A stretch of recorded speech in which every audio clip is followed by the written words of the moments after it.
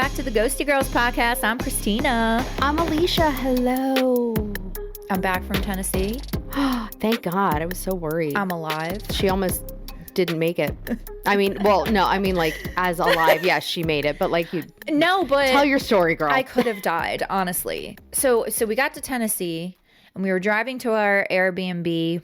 We got everything unloaded. Like everything was fine. Airbnb was amazing. Mm-hmm. The owner of the Airbnb was literally like the best Airbnb host I've ever had. Like he was amazing. At one, I'll get to that.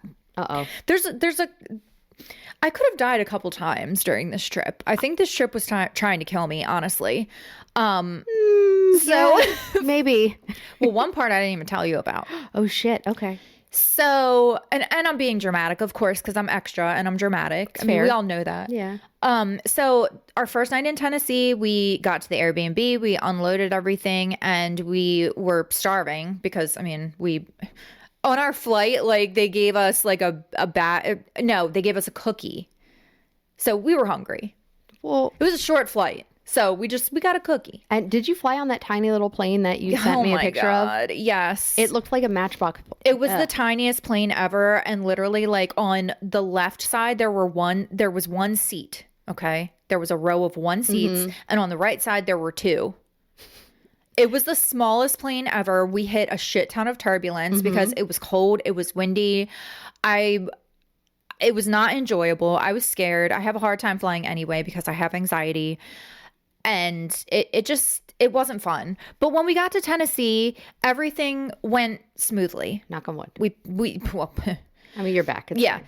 We picked up our rental car. There was no problems there. They actually upgraded us for free. We got a bigger rental. It Happy was birthday awesome. to you. I know, right? It was a brand new rental car. Like, it had all the bells and whistles and everything. So we go out to dinner and it starts like raining / snowing / sleeting. Like it was nasty. And as we're driving, the Airbnb was in a very secluded area. Mm-hmm. There was like barely anything around. So we're driving like down the mountain and all of a sudden this humongous fat ass black bear runs right in front of our car. We almost hit it. It was hauling ass. You spoke that into fruition, though. I did because I was like, I just want to see a bear. Mm-hmm. Like before you left, you said that to me. Yeah. And you said, do you think I'll see a bear? And I said, probably. And then you said, well, my Airbnb host said probably not. Yeah. Our Airbnb host was like, we really don't get bears in that area. But like if you go in Gatlinburg and Pigeon Forge, like they'll just randomly walk around. So you might see them there. It's awesome. So I didn't realize that bears moved that fast. Yeah. I guess I was under the impression that bears were like kind of like fat and slow, like myself, like you are not fat and I've never seen you run, so I can't speak for that. It's not fast.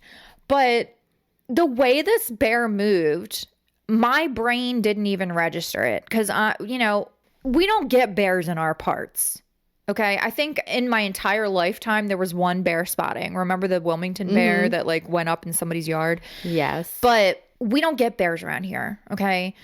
So my brain couldn't really process what I was seeing, and I legit thought it was a fucking skinwalker. Don't say that. Say SWs. I have a story for that too. You sent me a video. Mm-hmm. Mm-hmm. So, anywho, it scared I literally almost shit my pants because when you see a fucking huge ass bear just hauling ass across the street in front of your car, it's a little jarring. And like we went out to dinner and the waitress was like, "How are y'all?" Which also like I'm not making fun of anybody. I love the Tennessee accent. I had a hard time like not falling into it because I love doing the country accent. Their accents are adorable and they're all very friendly. Yeah. Like it was just a really, really good experience. Southern hospitality. Yes. But the waitress asked how we were doing and I was like, oh my God, we almost hit a bear on the way here. And she just kind of looked at me and she was like, well, yeah, that'll happen around here. Like kind of looking at me normal. Like this stupid bitch. She's like, this damn Yankee.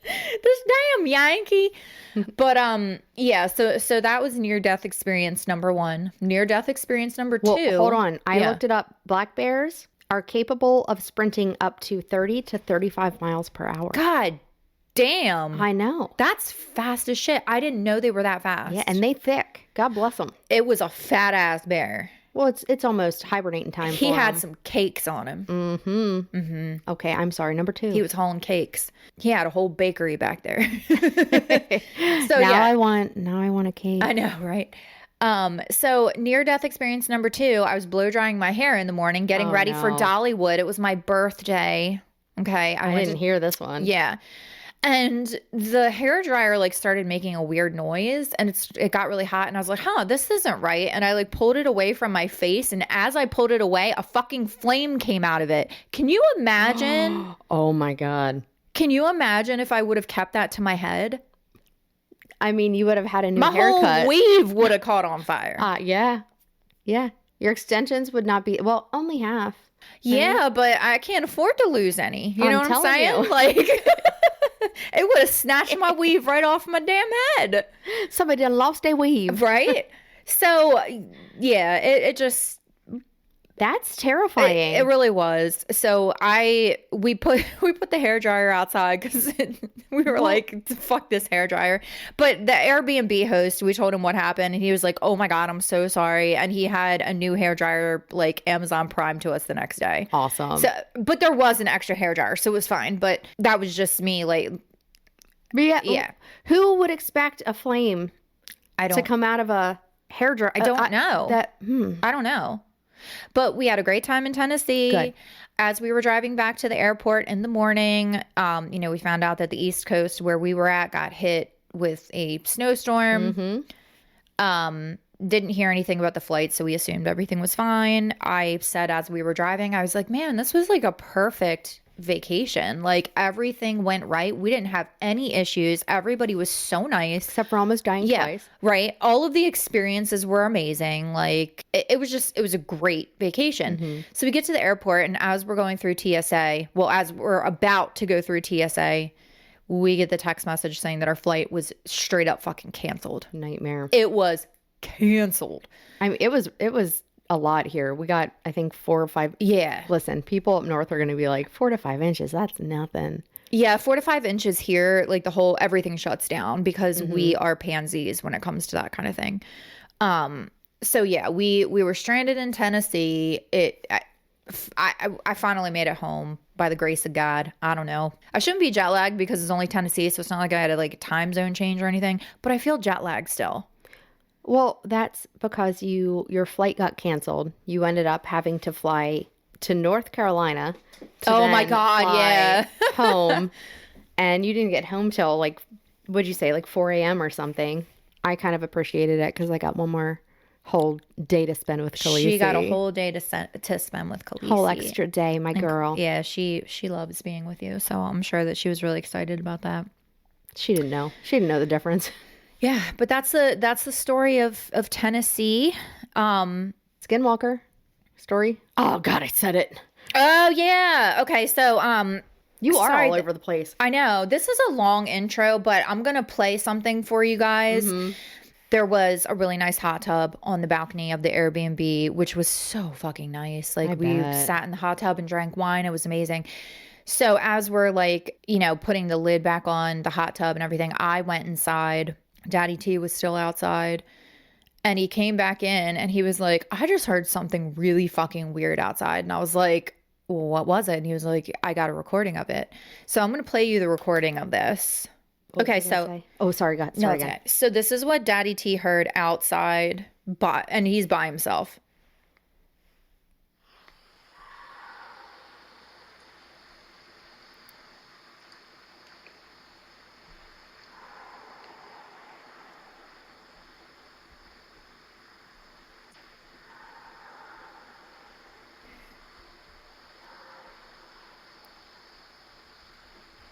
So yeah, it was very weird. And I was like, well, shit, I'm going to go outside and see if I can hear it. So I went outside, nothing. Of course. Nothing. I heard nothing. So I go back in, he goes back out, and it starts up again.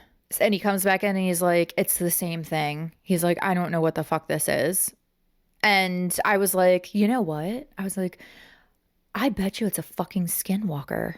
How much you want to bet? And it's fucking with you. I said, I will put money on it that if I go outside, it'll stop. And then when I come back in and you go back out, it'll start up again. And damned if that's not what happened. It was probably a female trying to like. That's what I told him. I was like, maybe, because I mean, it is considered Appalachia. Well, the text you sent me. Yeah. The saying there is, if you hear something in the woods, no, you did not. Yeah. So I told him, and this was the last night of our trip, and he was like, I hope that's like not a bad sign or something. And then all of a sudden, all that shit went down. Yeah. And our Airbnb host, he was like, man, like, I wish you guys would have known earlier that your flight was canceled because you could have stayed here another night. And I was like, that fucking skinwalker is probably trying to get us to stay again so she could fuck with you. That's just me being dramatic. Maybe it was the Airbnb host. Oh, no, Plot he actually, twist. I think he lives in Boston. Oh, nice. Yeah, and he's got a bunch of rental properties, like in the Pigeon Forge area. But anywho, I do have something that ties in with this episode. Yeah. I know in the last one that I did before we left, before I left for vacation, I said that we were going to start with a 3-parter. That didn't fucking happen. Okay. We ended up having to use a back episode, which was the Penhurst one. It was still good though. It was good, but it wasn't the 3-parter that I promised everyone. That's all right. We forgive you. Excuse me. Spoiler alert, this is going to be John Wayne Gacy. Okay. What? Yeah. Very, very highly requested. We had the entire first episode done. And my plan was when I got back from Tennessee, I was going to edit it. So I go to start editing it and the audio is all fucked up. Now, mind you, I had started editing and I had, gone through, because I do like a preliminary listen, like to make sure that everything's like recorded right. I did that before I left for Tennessee. Everything was fine. I get back from Tennessee and the audio is all fucked up. And in one spot for like 20 minutes, it recorded, but there's no audio. And before you left, there was audio. There was. Yeah. I think what happened is I think the spirit of John Wayne Gacy fucked with me because we went to Alcatraz East, which is the true crime museum in Pigeon Forge. Highly recommend if anyone is in the area. Those pictures were awesome. Thank yeah, you for go to our sharing them. Facebook page. I posted some pictures. It's really, really, really cool stuff. Yeah, it was neat. But they had, a John Wayne Gacy exhibit where they had 2 of his clown costumes. Ugh.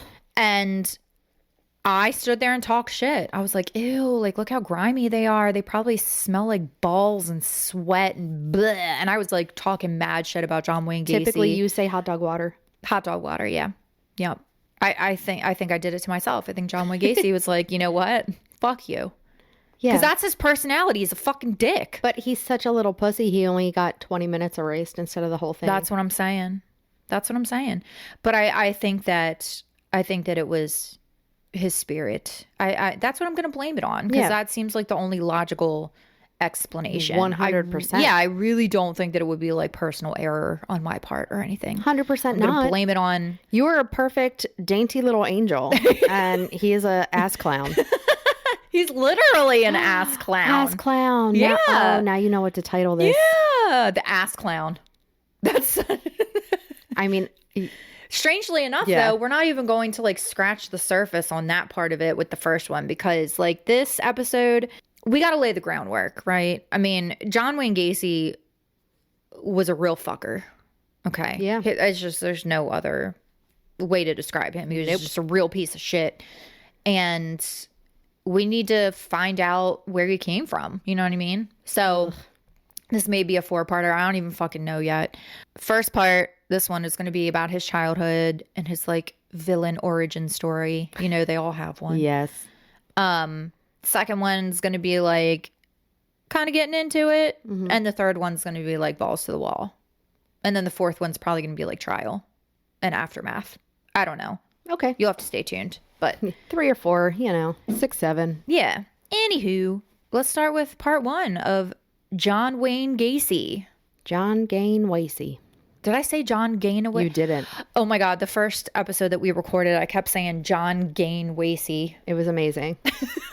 See, this is meant to be.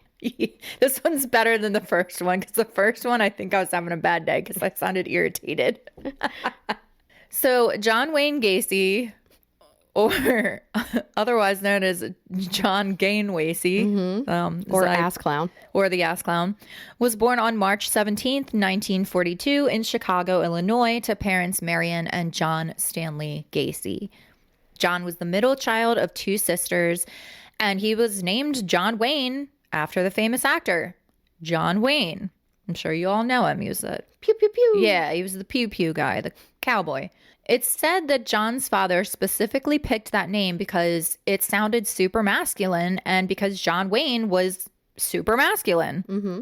John's father was a World War I veteran who, at the time of John's birth, was working as an auto mechanic, and his mother, Marion, was a stay-at-home mom. So this is like typical 40s. John actually had a really good relationship with his mother, and his mother did her best to shield John from his father because, as we see in so many serial killers, John's father was an abusive, alcoholic piece of shit who would beat and belittle his son. And he would call him names like sissy, mama's boy. He was nasty. Dick. Yeah. And the reason that he would call him sissy and mama's boy is because his mother would come to his defense when John's father was attempting to beat the shit out of him. John Wayne Gacy himself has said that one of his earliest childhood memories is his father beating the shit out of him because he, I guess, was messing with some car parts in the garage, got them disorganized, and this enraged John Sr. so much that he just wailed on him. And John was only 4 at this time. Oh, I thought he was 5. He should know better to organize those pieces of things at 4 or 5. So, yeah, at the age of just 4 years old, this child was receiving beatings with a leather belt simply for getting into his dad's stuff, which is crazy to me. That's literally what 4-year-olds do. They get into shit. Mm-hmm. And what do we always say? You can feel bad. Yeah, this is the part where you can feel bad for the child version of, I don't want to say of the ass hat clown. Yeah. At the age of 5, John would later recount what he referred to as the, quote, background incident. Now, this is according to John, and it doesn't seem like it's ever been officially corroborated, but John states that at the age of 5, he was at his neighbor's house for a play date when he was sexually assaulted by a 15-year-old neighbor whom John states was, quote unquote, mentally challenged. Oh. Yeah. Now, what really shaped this idea of violence and shame being connected with nudity and sex was the fact that the parents caught the two kids while this was going on. And apparently the mother of the 15-year-old neighbor viciously beat her daughter in front of John when she found them. John later said that he was terrified that he was going to get beat as well because, you know, his father would beat him over pretty much anything. Mm-hmm.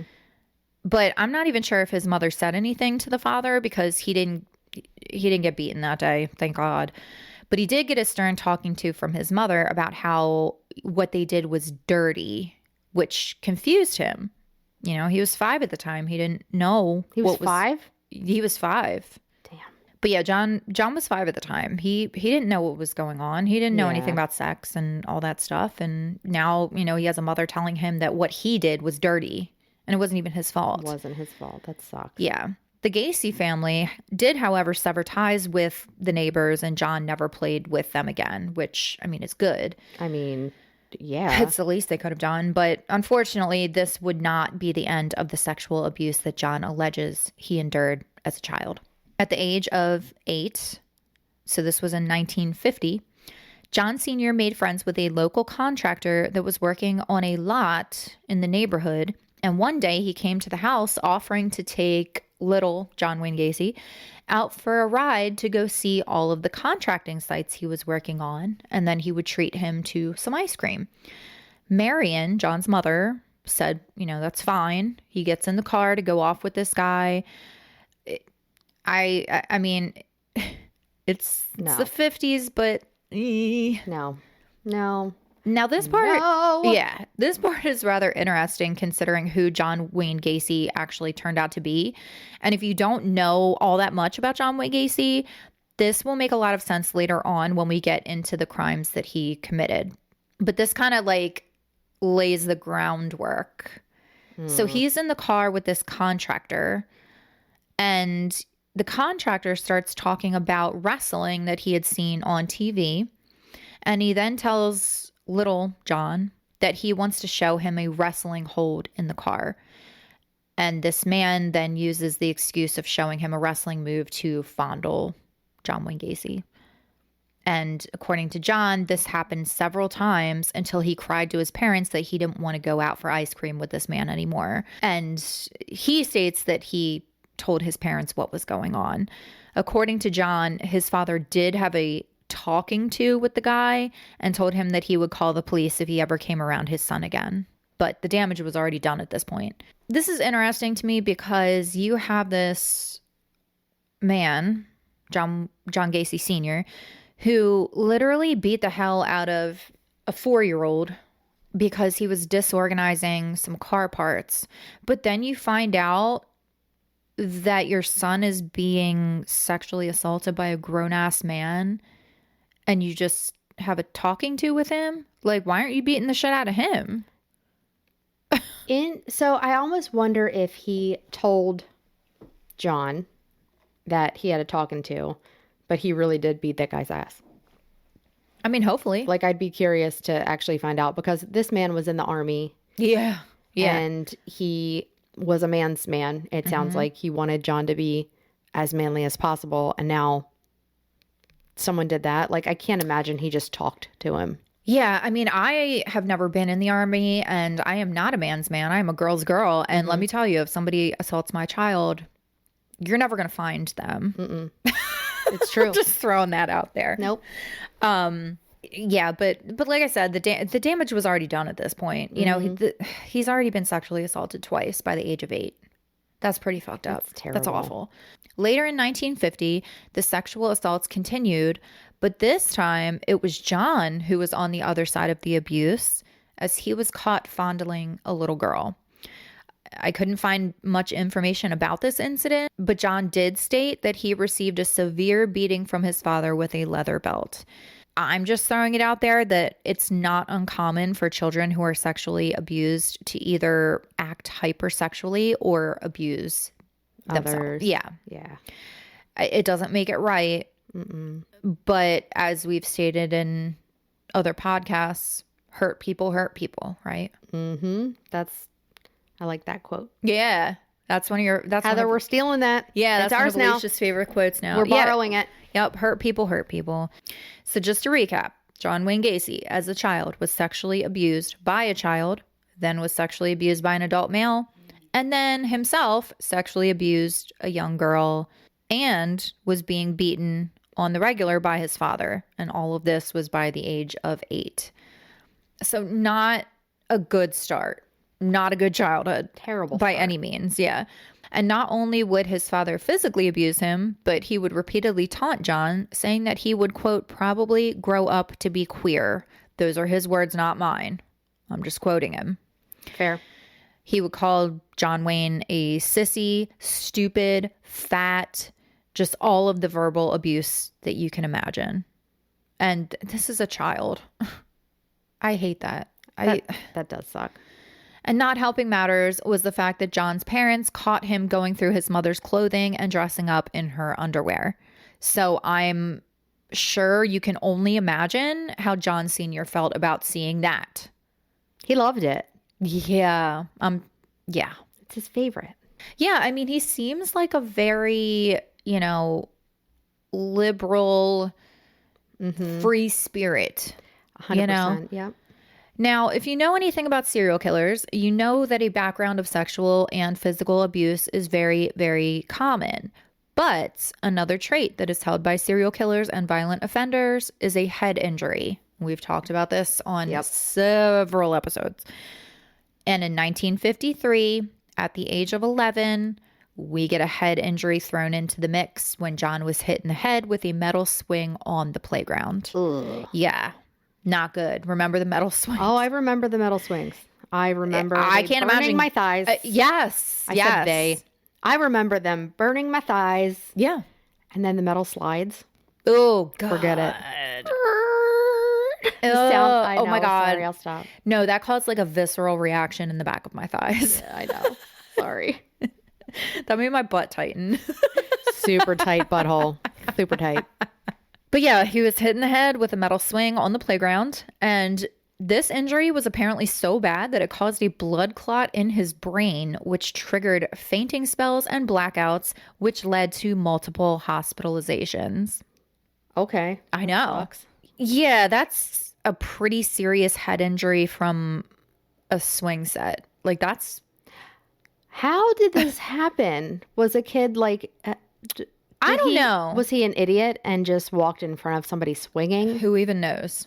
Because if you have like a black bear sized kid on a swing, oh yeah, coming at you full force, coming at you, ham speed. Yeah. I don't know what ham speed means, but I'm using it now. Man, that's more than just a metal swing. Yeah. I digress. I am so sorry. Now, you would think that this would, I don't know, garner a little bit of sympathy from his father, but instead, John Sr. accused John Wayne of faking his ailments for attention from his mother. Like, I hate this guy. He's a real piece of something. Shit? Is that the word you're looking for? Yes. Yes. Despite the horrific treatment that John received from his father, his mother treated him like gold. And she just doted on him. She really loved her little Johnny. That's what she called him. What? Her little Johnny. Gross. But at this point, he wasn't serial killer John Wayne Gacy. He was a little boy that was like sickly because now he had all this head shit going on. Stupid asshole. He had some other health issues, which we'll get into.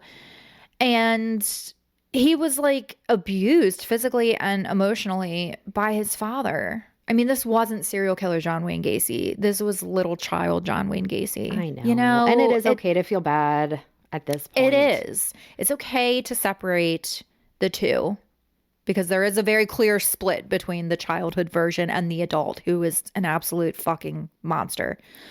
Ask them. As I was doing my research, I wondered if the reason for his father, like, really, really picking on him was... maybe the fact that it's like he almost seemed like he was jealous that his wife loved their son so much. And that happens. Yes, it really does. Jealousy with parents towards their own children, although it's weird, it's not uncommon. And multiple sources said that like she paid much more attention to her child than her husband. So this is, the 40s and 50s. I can't imagine that made him very happy. No. He was probably jealous as shit, which doesn't make it right, but it's a common dynamic. It's so weird, though. Like, it's a kid. I don't know. And I've seen it in both scenarios. Like, I've seen situations where it seems like the father is jealous of the child's relationship with the mother because it's like taking attention away from them. But I've also seen like mothers be jealous of the relationships that their children have with their fathers. It's fucking weird. How can you be jealous of your own child? I don't know. Like, I have a child and I don't know. Same. I want everything for him. I want everything and more. Right. I want him to have the best relationship possible with his father. I want him to have the best relationship possible with me, with his grandparents, with his cousins. Well, that's because you're a good parent. Yeah, I guess. I'm pretty great. I mean, and some people just shouldn't be parents, and John Sr. was one of them. In addition to the issues with his brain after the head injury, John also had several other things going on with his health, one of which really disappointed his father. John was actually diagnosed with an enlarged heart, and because of this, doctors strongly advised against John ever playing any sports. Oh, that had to kill his dad. Uh-huh. Oh, yeah, because John Sr. wanted John Wayne to live up to the John Wayne name and be the super masculine alpha male. Yeah, that happened. And that just wasn't what John Wayne was. He just wasn't. He wasn't that. He wasn't. No. But despite John Sr.'s treatment of John Wayne, he actually defended his father until the end, even whilst sitting on death row, saying this of his father in an interview with The New Yorker, quote, "The media made an image out of him like he was an alcoholic monster." He was. Right. Okay, my dad drank, and he was Jekyll and Hyde when he drank. but I never hated my father. He was a strong man. We didn't get along. I thought I could never please him, but I still love him. My way to remember my dad is not to be like him. That's my way of getting back at the son of a bitch. I feel like this really sums up John Wayne Gacy's personality, because in one breath, he's like, I loved my dad. I love him. He's a strong man. He's great, right? And then he's like, son of a bitch. He basically called himself a pussy. He's like, yeah, my dad's a strong-ass man. I don't want to be anything like him. Uh-huh. Yup. Yeah. Exactly. See, he even knew he was a pussy-ass bitch. And he really is a pussy-ass bitch. Mm-hmm. So yeah, this treatment of John's father, it lasted his entire childhood up until his teenage years. And when John turned 18, he decided that he wanted to get into politics and began working as an assistant precinct captain for the Democratic Party. Now, before you start shitting on Democrats, I'm just going to throw it out there that Ted Bundy was a Republican. So we have two of the worst serial killers ever on each side. Yeah. So don't go shitting on any side, because both of them have a representative that sucks. And guess what? We don't talk politics here because they're fucking stupid. Vote for me for president. The end. Everything is stupid. Everything is stupid. So this only enraged John's father, because John Sr. was a Republican, like Ted Bundy, and he looked at Democrats as sissies. He even commonly referred to John as a quote-unquote patsy. Yeah. He said that he was a Democratic Party patsy. Okay. Yeah, I just... In 1962, at the age of 20, John Wayne Gacy decided that he had had enough of his father's abuse, and he decided to drive to Las Vegas with only a car and $136 in his pocket. And John apparently had a female cousin who was the black sheep of the family, and she fled to Las Vegas, and he had every intention of staying and living with her. So, I mean, this apparently fell through. I couldn't find that much information about it, but I mean, spoiler alert, John Wayne Gacy doesn't end up in Vegas for long. And this is because he immediately blows through all of his money gambling. Shocker. Which, standard, you know what I mean? I mean, same girl, same. Yeah. So now he's stuck in Vegas with nothing but his car, which he began sleeping in. And this is where things start to get a little weird. Now, one thing that you have to know about John Wayne Gacy for any of the episodes in this podcast series to make any kind of sense is the fact that John Wayne Gacy was a smooth talker. John Wayne could charm the pants off of pretty much anyone. And I'm pretty sure that even his attorney, Sam Amarante, who was the one who defended him for the multiple murders, he said at one point that John Wayne was so good at manipulating people that he could literally sell ice to an Eskimo. Yeah. So, yeah, he just to prove what a smooth talker he was. John, realizing that he needs a job if he's going to make it in Vegas, he just straight up walks into an ambulance company and leaves not only with a job, but also a place to stay. Yeah. And he's hired to wash ambulances, do work around the business, and he's offered a bunk in the ambulance room. And he's only 20 at this point, He's right? only 20. Damn. Yeah. I want to say he would be a good politician, but that's what he was trying to do, as was Ted Bundy. Damn it. I know, the parallels are crazy. So he eventually at one point was even allowed to drive the ambulances. And mind you, John had no training whatsoever and didn't even graduate high school. So he finagled his way. Is it finagle? Finagle. So he finagled his way. Know. I say scheme. So. Yeah, right. So he finagled his... I can't think of a scheme now. Scheme. Scheme. Sorry. So he finagled his way around the ambulance company for a couple of months, but then he was ultimately let go because he was never able to produce a work card, which you had to be 21 to obtain in Las Vegas. So, recognizing that John can't continue working for the ambulance company, his boss was like, hey, I know the perfect job for you. and he sets John up with a job at the Palm Mortuary as a mortuary attendant who would essentially assist the morticians with embalming. Dream job.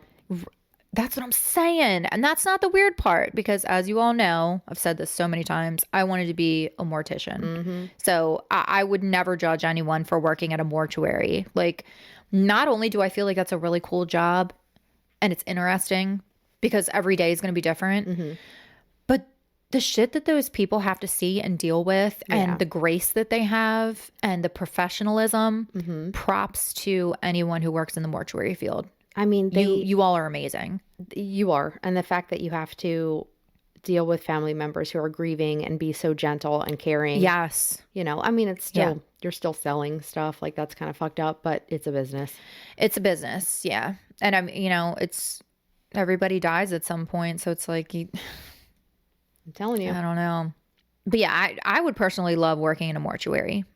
So I wouldn't judge anybody on that. But what I will judge you on is if you spend the night there and then climb into a coffin with the corpse of a teenage boy and snuggle with it. Which is what John Wayne Gacy did. I'm going to go ahead and say that that's probably where I would draw the line with the weird mortuary stuff. Yeah. Yeah, that's very fucking disturbing. According to John, this experience apparently really affected him, and he was so scared by what he did that he straight up left Las Vegas altogether and drove home. He scared himself. Yes. He even had the mental capacity at that time to understand that what he did was really disturbing and fucked up. At that time. Key statement, I think. Yeah. Yep. This fucking ass clown. Yeah. And the thing that really, really freaked John out about this experience was that laying in the coffin with the corpse of the boy actually gave him an erection, which is never, ever normal. Never. I wish people could see my face right now. Yeah. So this is where we're starting to see John exhibit some rather concerning behavior. There's so much I could say, but it's just like, you all know that. They know. That's very gross. That's a good word. It's questionable, gross, disturbing. Yeah. It's all of the negative things. Okay. By the summer of 1962, John was trying hard to get his shit together, and he returned to Chicago. He really wanted to impress his father, who was perpetually disappointed in him. And in an attempt to fix that, John Wayne began taking business classes at Northwestern Business College and got a job as a shoe salesman at a company called, you ready for this? No. Nunn Bush Shoe Company. Nunn Bush. That ain't me. I keep my shit warm in the winter. Too much? I had a little giggle at that because I have the humor of a 9-year-old boy. Nunn Bush. What a company name. Yeah. It's something. I also got a visual of Al Bundy from that Married with Children show, because remember, he was a shoe salesman, right? And John actually was such a good salesman that he became a department manager 2 years later in 1964. And not only was his professional life going pretty well, but his romantic life was also going well. He met a woman named Marlyn Myers through his job at Nunn Bush. I'm going to keep saying that because it's fun. Nunn Bush. Yeah, absolutely. And they very quickly became engaged. Like, I'm talking met in March, married in September of the same year quick. And guys, that's a fucking red flag. If someone meets you and wants to push along an engagement and marriage and everything, fucking run, because there's a reason. They're trying to move things along quickly so you don't see who they really are. Exactly. Okay. Then it's too late and you're stuck. Yes. Thank you for coming to our TED Talk. The end. Goodbye. Thank you and goodbye. Not only was being a married man a good look for John in regards to his father, but his new bride actually came from a wealthy family. And his new father-in-law was a very well-to-do businessman, which was a win-win for John. Around the time that he got married to Marlyn, John also had 2 other big life milestones occur. First, he became involved in a men's group called the JCs, which he would go on to be very involved in. And I've heard of the JCs before, but I honestly had no idea what it was. So I had to jump on the Google. And JCs is short for the United States Junior Chamber. And it is defined as, quote, a leadership training service and civic organization for people between the ages of 18 and 40. And if you're like me, you're probably like, well, why did you say that it was a men's group? But then in the definition, it states people. Well, this is because when John Wayne Gacy joined, it was originally just a group for men. But after a Supreme Court ruling in 1984 that ruled sex discrimination in private organizations was unlawful, they started accepting women into the group. So that's just a little legal fun fact for you. Fair. And another little fun fact, of the most famous men to ever be in the JC's group, other than John Wayne Gacy, of course, were Bill Clinton, Bill Gates, Al Gore, Ronald Reagan, Richard Nixon, the founder of Domino's Pizza, delicious, and Ed Kemper, who is the co-ed killer. And Ed Kemper apparently became a part of the organization while he was in prison. Listen, I will tell you, my friend Amber was in the JCs, and I went to a meeting with her, and it actually was a pretty beneficial group. Oh, I'm sure. And they do a lot of charity work, right? They do a lot of charity work, and I'm not shitting on the JCs I didn't think at you all. were. I just wanted to let you know, like, I do have a little bit of experience with them, and I didn't know that. That's cool. It's like a really great networking. Oh, absolutely. Mini community, if you will, which is kind of cool. Yeah. But I could see there being some crazies in there. I just thought it was really interesting how, like, people like Bill Clinton, like, past presidents have been a part of this group, like Bill Gates. Yeah. You know, so these men who have done a lot of things were a part of the JCs. I just found that very interesting. And then then the fact that you have serial killers that were involved in it. I mean, that's just mind blowing to me. And the last big life milestone to occur in John Wayne Gacy's life in the year 1964 was that John had his first homosexual encounter after getting drunk at a friend's house. Yeah. So he was apparently really embarrassed and ashamed of this because, remember, not only was this in the 1960s, but his father was also extremely homophobic. It was very important for John to have his father's blessings and approval. And I mean, he clearly knew that that's not something that was going to get approval from him. No. John's mother, Marion, actually would go on to say that if John Sr. knew that John Wayne had ever had sexual encounters with men, he would have, quote, killed him. Literally killed him. Wow. Like, not how people are like, oh my God, my mom's going to kill me. Like, my mom's going to be so mad at me. My mom's. But, like, literally killed him. That's... Yeah. I mean, I would have saved a lot of people's lives. I mean, you're not wrong. Yeah. Just saying. And probably he would have been a hero for doing that. Listen, we wouldn't have known it, but... We wouldn't be sitting here today. We would just be talking about somebody else. Yeah, that's, I mean, fair. But as far as anyone knew, it was business as usual for John Wayne Gacy, and he was doing really well for himself for a little while. In 1966, John was actually given an amazing opportunity by his father-in-law when he was offered to manage one of the 3 Kentucky Fried Chickens that he had recently purchased. And this was a sweet deal. In today's money, so in 2025, John Wayne Gacy would have been making an annual salary of over $150,000. That's good. That's good. Yeah. So he was doing well for himself. Side note, in my research, I found that John Wayne actually completed his managerial training at Kentucky Fried Chicken University in Louisville, Kentucky. I'm intrigued and now I want to go. Kentucky Fried Chicken University. KFCU. Do they teach you how to make coleslaw in there? Because I'm saying their coleslaw is really good. Do they have a football team? They should. They can go to the Fried Chicken Bowl. That's a missed opportunity if they don't have it. After he began running the KFC in Waterloo, Iowa, Marlene became pregnant with their first child, and she gave birth to a son in February of 1966. 1 year later, they would have their second and last child, a daughter. So yes, if you're wondering, there are 2 biological children of John Wayne Gacy is just out there floating around. Fuck's sake. Yep.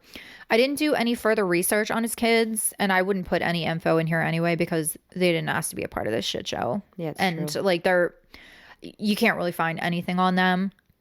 That's probably a good thing. Good for them. Yes. Yeah. I mean, I can't even imagine. That's got to be hard, knowing that your father was a serial killer. Like Do you think they know that he was their father? I don't like yes. that. Yup. Sorry. Absolutely. You do think they know? Yeah. Damn. All seemed to be going well, but on the inside, John was really struggling with his inner urges. He did everything he could to recruit boys and men into the JCs, which he was really good at because remember, he was very charming. Mm-hmm. And this led him being named the Waterloo Chapter Board of Directors and the religious chaplain. Let the fact that John Wayne Gacy was known as a chaplain sink in for a moment there. I don't. No. He also began to befriend the young men that he employed at his KFC restaurant. And he would do this weird thing. Like he would invite these young boys to his basement club. Like he had a club downstairs in his basement. And he would give them alcohol and drugs. They would play pool. And he would show them stag films, which is what pornographic movies were called back in the day. Gross. Stag films. And stag films were pretty hard to get. Like that. I mean, in some states, pornography was even outlawed at that point. How would he even play them? On a projector. Wow. Isn't that crazy? That's something. Yep. Allegedly, many of the members of the JCs in Waterloo were also swingers, and John would often try to test the waters with the men's wives, and if they didn't bite, he would just claim it was all a joke. And he also did this with the male employees at KFC. And he was so like, AKA charming. Yes. Yeah. So he would come on to them to see what they would do. And he was smart enough to see if they were uncomfortable. He would play it off and be like, I'm just fucking with you. Like, come on. Come on. I'm John Wayne Gacy. I am a straight male. Yeah. Look at me. Look at me. I look like a ass clown. He is an ass clown. People did think it was creepy, though, and John began to kind of gain a reputation as being the creepy uncle type figure. Ugh. Yeah, you all know that creepy uncle guy. Yeah. I'm lucky I never had a creepy uncle. I never did either, but you all know that type, right? You all have a friend that has a creepy uncle. Yeah, for sure. Despite all this, John finally received the recognition that he so desperately wanted from his father. When his father came to visit him and the family in Waterloo, shook his hand and said, I was wrong about you, John. And I'm sure you can imagine how meaningful this was to John because, again, all he wanted was the approval of his father. That's it. And one would think that this would be the end of the story, right? You know, he could have had a great life. Like he was managing KFCs. He was making good money. He had a beautiful wife. He had kids. He had a club in his basement. He had a basement club. But like all serial killers and murderers, John Wayne Gacy pissed his entire life away. Because we wouldn't be sitting here today if things went well, you know? So this brings us up to 1967. John's still managing the KFC, doing the JC's thing. And interestingly, he becomes some sort of a security guard / rent-a-cop working for a volunteer company that helped patrol businesses and storefronts. And weirdly, they give him a gun to carry for his job, which is a great fucking idea. Smart. Yeah. He also did what he could to get in the good graces of the police, and he would deliver buckets of fresh KFC to them.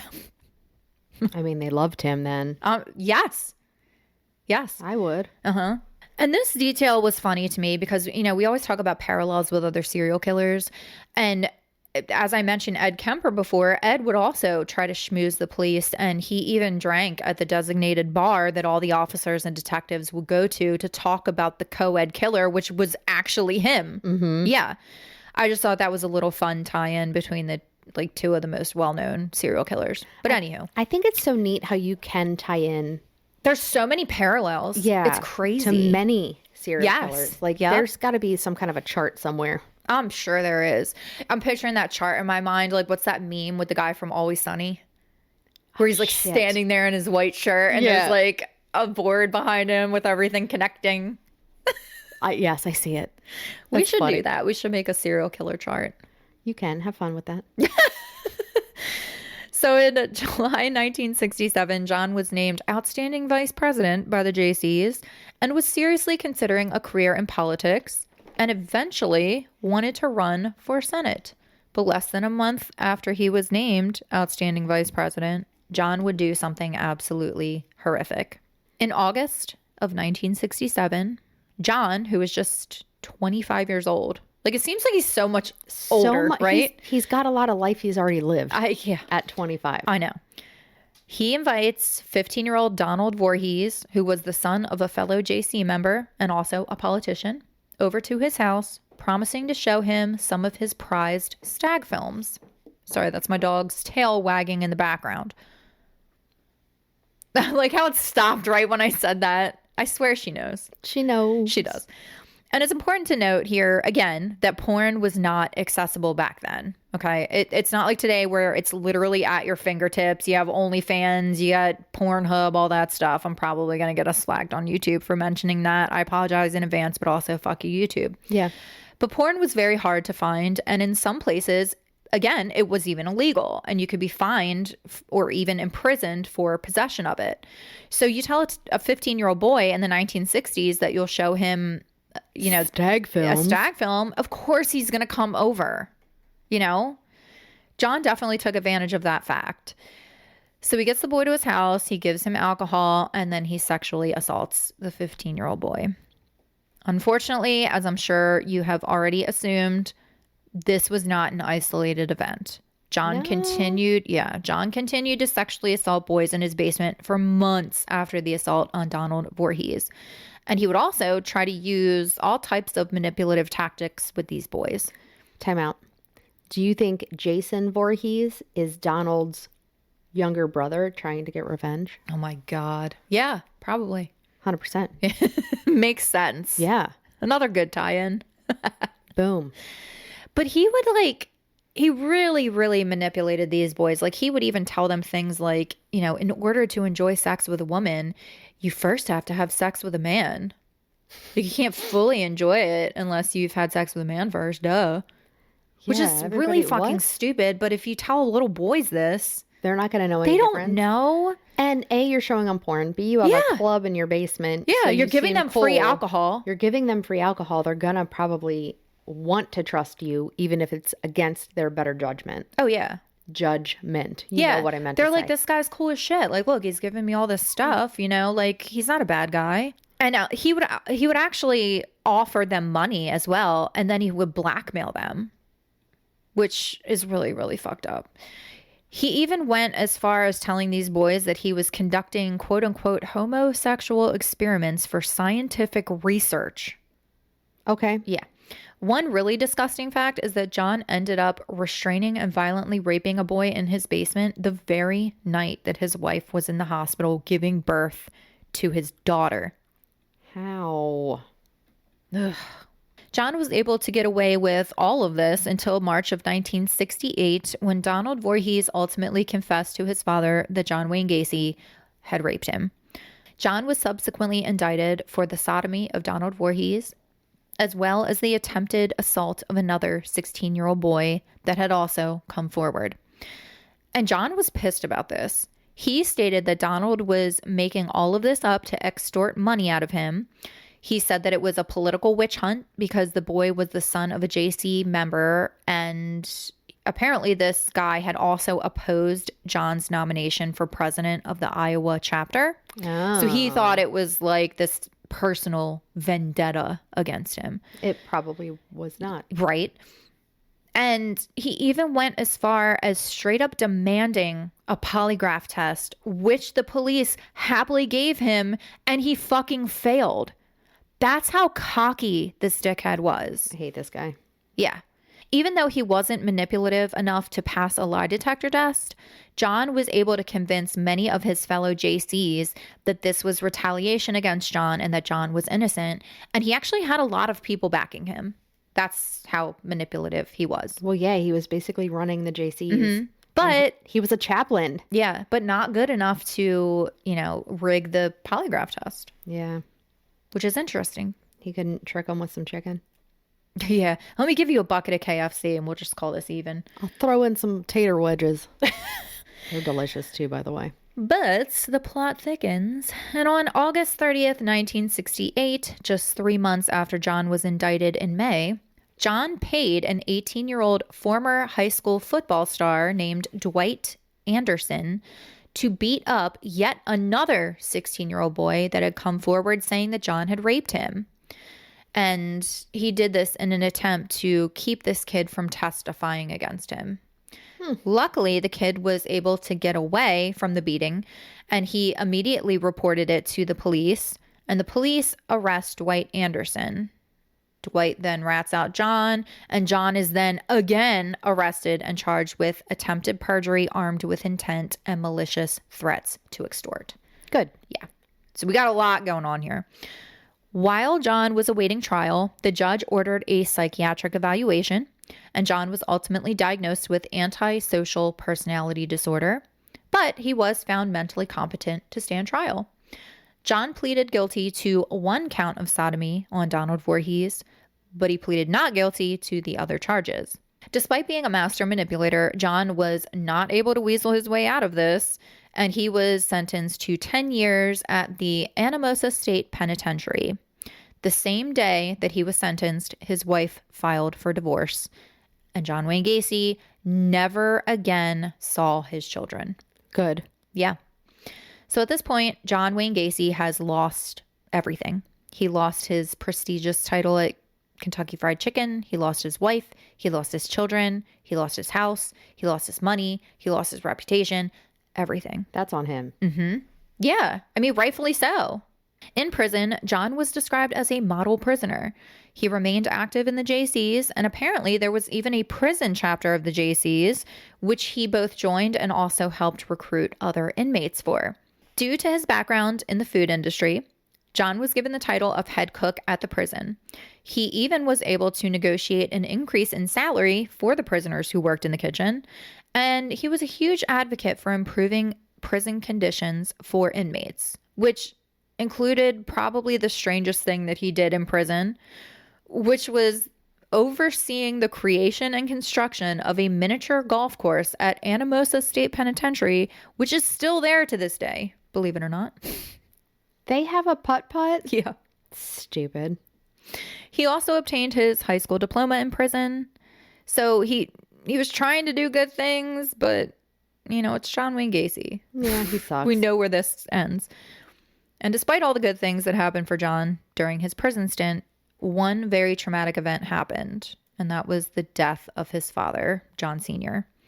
By all accounts, John was absolutely devastated about his father's death and also over the fact that he was denied supervised leave to attend the funeral. Which, I mean, it sucks for him, but also, sir, you're in prison. Yeah. Sorry. You kind of did it to yourself. One really interesting thing that I found in my research was the fact that John Wayne Gacy was actually in the prison choir. And at one point, he sang a Christmas song with the choir. Would you like to hear it? No. What? You wouldn't? Well, yes. Fuck you. I'm playing it anyway. Fair. Here's John Wayne Gacy singing in the prison choir. Because if I had to hear it, y'all do too. Thanks. Merry Christmas to us. Thanks. I hate it.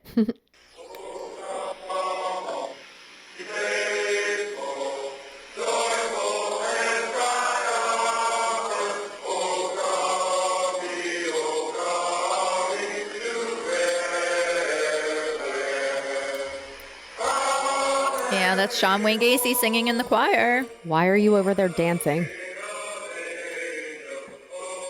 You don't think it's a bop? That's definitely a bop. You don't think it's a bop? He doesn't deserve those sweet dance moves. You know what's really weird too? Talking about parallels with murderers. Jodi Arias, actually, there's a clip of her singing, I believe it's Silent Night. She sang that in some kind of like a holiday talent show in prison. And Ew. she won a holiday dinner for herself and also like her prison mates. Oh. Isn't that weird? That's really weird. They have talent shows in prison. They have choirs in prison. I feel like prison, you're not supposed to be having fun. Yeah. Yeah. I don't know how I feel about that. I don't either. But anywho, yeah. They have choirs in prison and talent shows. That's something. Okay. In June of 1970, after serving just 18 months of his 10-year prison sentence, 18 months of a 10-year prison sentence. 18 months. Yeah. Not even 2 years. No. Of a 10-year prison sentence. I'm going to keep repeating that because it's just a year and a half out of 10. That's fucked up. For everything that he did, yeah. For everything that he did. Master manipulator. Again, after serving just 18 months of his 10-year prison sentence, John was granted parole with 1 year probation under the grounds that he leave Iowa and return to Chicago, Illinois to live with his mother. So he leaves prison. He goes straight to Chicago to move into his mother's house. And he begins to start the next chapter of his life at the age of 29. Does it not seem like he's so much older at this point? I feel like he's 29. Yeah, he should be 67 at this point. Yeah. Yep. And with that, we will leave off. We'll leave off and pick back up next week with the second chapter of John Wayne Gacy's miserable and absolutely worthless fucking life. And in episode 2, we're going to talk about his post-prison life. And we're going to get into his murders, Pogo the Clown, all that fun stuff. Yeah. That's stupid. I hate it. Mm-hmm. I'm just kidding. I'm actually excited to hear more about Pogo the Clown. Standing next to the Pogo the Clown costume, I had a moment. I'm not even going to lie. Yeah? I had a moment where I just stood there and stared at it. It was so surreal. It really was. That and standing next to Ted Bundy's car. Yeah. I sat with Ted Bundy's car for a while. Because I was just in awe of it. I know that sounds really morbid and creepy. It does, but it's just, it's not even that I glorify serial killers. It's just a huge piece of history. Correct. Like, I cannot believe that I was sitting next to these items that have such relevance in the true crime world. Right. And it's weird. I know it's weird. I don't think it's weird because, again, you're not trying to glorify not at all. Fuck all of them. It's the fact that I'm basically repeating the history involved. But at the same time, it's almost like all of these people's spirits hopefully are like set free, because I know that came to an end. I don't know where I'm trying to go with this. I know what you mean. Yeah. I mean, there's significance. I mean, a lot of people are interested in this for a reason. Yeah. We do it for the red flags and to try to help, and eventually maybe we can help somebody, but yeah. And I also do this because I really just don't understand how human beings can behave this way and do this to other people. I don't understand. I don't. The psychological factor, the psychological aspect real. Of it. Exactly. Yep. And I really hope that one day we can become more knowledgeable as to what causes this to happen. Is it nature? Is it nurture? Is it a combination of both? I think it's probably a combination of both. Yeah. Don't they typically take brains and study them of serial killers and people that have done weird shit? They have before. I know that, like, I wish they would have done that with Jeffrey Dahmer, but his family, like his father especially, wouldn't allow it. So they didn't do any testing on his brain. I know they did do testing on Aaron Hernandez's brain. Okay. And he was found to have damage comparable to a dementia patient, I believe, because he had so many CTEs from football. And he kind of is a serial killer too. Yeah. He's killed more than Well, what's the status for serial killer? 4, I think. I think it's 3. He's killed 3 people. There you go. So I want to do Aaron Hernandez one day too, because that's a really crazy story. And he was super young. He was young and he was talented. That's what sucks. And he pissed it all away. Yep. I do believe that and he's got aspects of nature and nurture, because he had a really shitty childhood too. Yeah. Head injuries. Yep.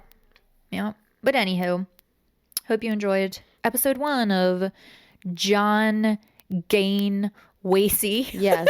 John Wayne Gacy, everyone. Just apparently, like, I don't know. My brain doesn't function properly, I guess. I don't fucking know. My brain is perfect, and I'm great at this. Yeah, we hope you had a great holiday. Yeah, merry holiday. Merry everything. What is it? Christmas Kwanzaa? Christmas.